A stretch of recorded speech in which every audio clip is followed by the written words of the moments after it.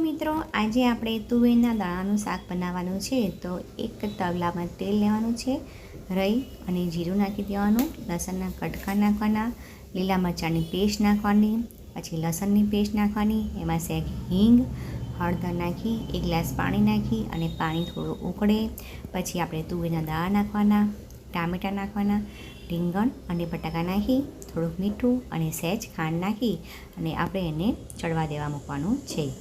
શાક આપણું મોસ્ટલી ચડી જાય પછી આપણે એમાં મસાલો કરવાનો છે. તો લીલું લાલ મરચું, હળદર અને ધાણા જીરું મસાલો કરી અને ફરીથી આપણે થોડીક વાર માટે ચડવા દેવાનું છે. તો થોડી વાર પછી ચેક કરી લેવાનું. તો આપણું શાક સરસ મજાનું ચડી ગયું છે, તેલ પણ છૂટી ગયું છે. આ શાક તમને બાજરીનો રોટલો અથવા જુવારના રોટલા સાથે ખાઈ શકો છો. તો પ્લીઝ લાઇક એન્ડ સબસ્ક્રાઈબ.